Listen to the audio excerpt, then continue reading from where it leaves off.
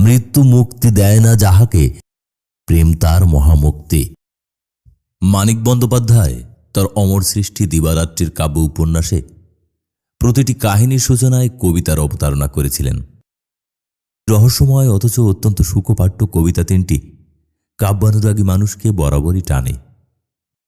ব্যক্তিগত ভালো লাগা থেকে কবিতা তিনটি পড়ার চেষ্টা করছি। দিনের কবিতা। প্রাতে বন্ধু এসেছে পথিক, পিঙ্গল সাহারা হতে করিয়া চয়ন, শুষ্ক শীর্ণ তৃণ এক গাছি।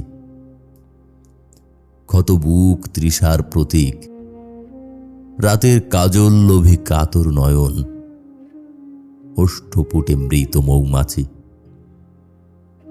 স্নিগ্ধ ছায়া ফেলে সে দাঁড়ায়, আমারে পোড়ায় তবু তপ্ত নিঃশ্বাস, গৃহাঙ্গনে মরীচিকা আনে। বক্ষ রিক্ত তার মমতায়, এ জীবনে জীবনের এলো না আভাস, বিবর্ণ বিশীর্ণ মরুতৃণে।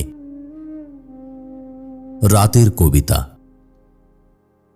প্রেমে বন্ধু পঞ্জরের বাধা, আলোর আমার মাঝে মাটির আড়াল, রাত্রি মোর ছায়া পৃথিবীর।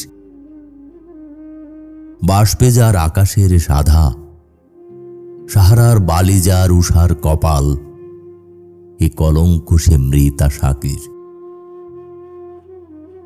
শান্ত রাত্রি নিহারিকালোকে, বন্দি রাত্রি মোর বুকে উজ্জ্বল অধীর, অনুদার সংকীর্ণ আকাশ।